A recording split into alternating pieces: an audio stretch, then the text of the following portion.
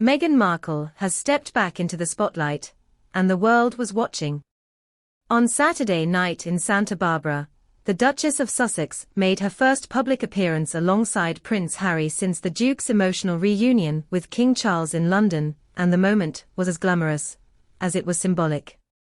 Their attendance at a star-studded charity gala, hosted by Kevin Costner, not only turned heads for its Hollywood sheen, but also carried deeper implications for the ongoing narrative surrounding the Sussexes, the monarchy, and their place in the global spotlight. The gala, 1805 Live. Full fundraiser, was not just any evening of music and speeches. It was a benefit supporting first responders, a cause that resonates strongly in California, particularly in the wake of devastating wildfires and floods in recent years.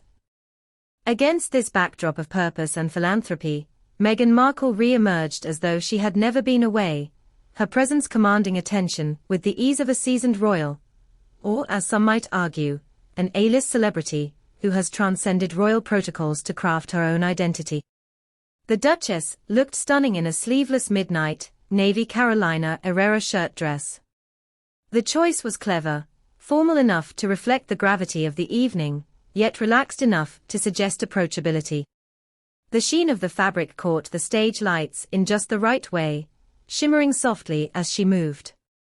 Cinched at the waist, the gown framed her silhouette with effortless elegance.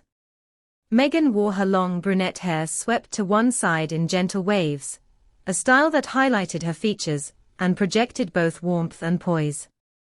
Her accessories were deliberate. A Cartier watch, famously linked to her time before marriage, a subtle reminder of her individuality, paired with a stack of gold bangles that glimmered with every gesture. Each detail was carefully considered, a balance of Hollywood glamour and understated royal polish. Harry, too, was mindful of the moment. At 41, he walked the stage with confidence, dressed in a smart black ensemble, a slightly open-collared shirt under a textured jacket. His choice was relaxed, but not casual.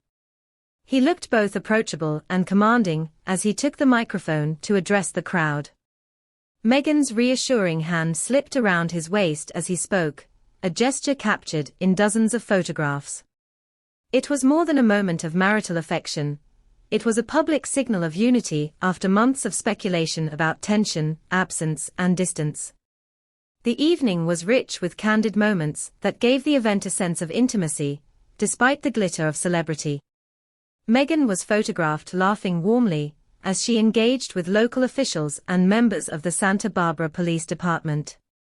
She leaned in during conversations, her hands expressive, her smile unguarded. At one point, she joined volunteers in the wings of the stage, clapping and cheering along as performers entertained the audience. Dressed in matching event t-shirts, those volunteers looked visibly energized by her presence, and Meghan seemed entirely at ease among them, a reminder that her ability to connect across social boundaries remains one of her most striking strengths. The event itself was undeniably star-studded. Oprah Winfrey, one of the Sussexes' closest allies and confidants, made an appearance, a quiet yet unmistakable signal of support. On stage, the entertainment was equally high-profile. Country music legend Trisha Yearwood, the pop-punk band Good Charlotte, and the chart-topping rock group The Fray all performed. The mix of celebrities, musicians, royals, and philanthropists turned the gala into a fusion of Hollywood spectacle and philanthropic gravitas. But beneath the glamour, the evening carried added weight. This was not merely Meghan and Harry attending another California fundraiser. It was their first major public appearance together since Harry's brief, but emotionally charged visit to the United Kingdom earlier this month. That visit had included a private meeting with King Charles at Clarence's house, the first one-on-one meeting between father and son in over a year. The conversation, which reportedly lasted just 45 minutes, was a poignant moment for a family fractured by distance, public scrutiny, and old grievances.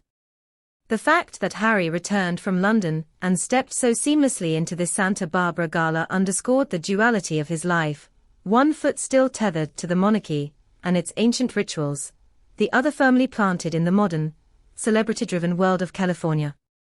Meghan's radiant reappearance beside him only highlighted that contrast.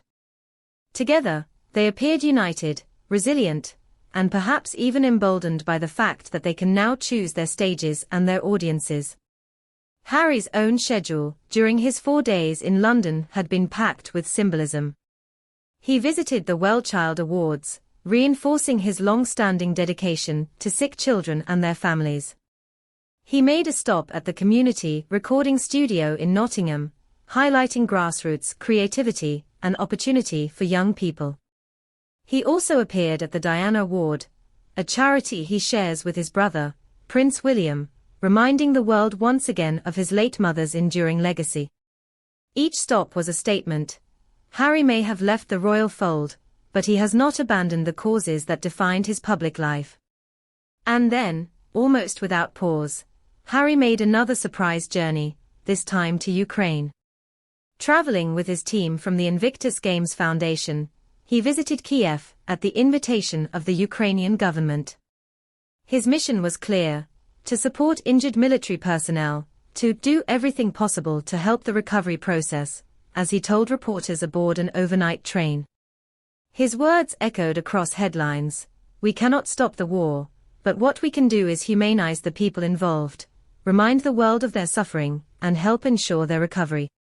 For many, this trip was proof that Harry remains a figure of global influence, capable of bridging activism, compassion, and symbolism in ways few others can.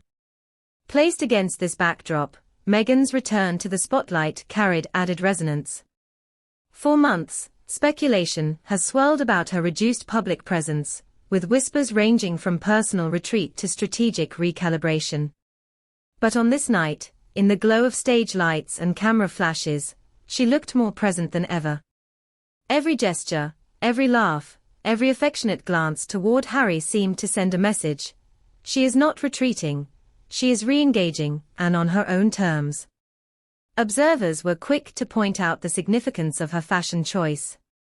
Carolina Herrera is a house Meghan has leaned on repeatedly, known for its bold yet timeless lines, and its deep ties to Latin American heritage through designer Wes Gordon. By wearing midnight navy, a color that radiates confidence, authority, and calm, she struck a careful balance between celebration and seriousness. The Cartier watch, long associated with independence and personal success, reminded the audience that she is both partner and individual, rooted in her past, but always moving forward. For Harry, the gala may have been an easier stage than Clarence House. On the dais in California, flanked by Meghan and surrounded by supporters, he looked lighter. Gone was the tension of London, the press speculation, and the sense of being a guest in his father's world. Here, he was the host, the speaker, the figure warmly embraced by his community. Meghan's presence by his side, glowing, confident, engaged, amplified that comfort. Together, they radiated the kind of synergy that once defined their earliest tours as senior royals. Still, questions remain. Does this return to public life signal a new phase for the Sussexes, one in which they will lean more heavily into philanthropy and celebrity-driven platforms in the United States? Or is it simply another carefully chosen moment, designed to remind both supporters and critics that they remain a formidable pair, capable of commanding attention wherever they appear? The answer may lie somewhere in between, but what is clear is that their reappearance has reignited fascination, debate, and speculation about their future. In the end, the gala in Santa Barbara was more than a charity event. It was a stage on which Meghan Markle reclaimed her spotlight. Harry reasserted his dual identity, and together they projected an image of resilience, unity, and influence.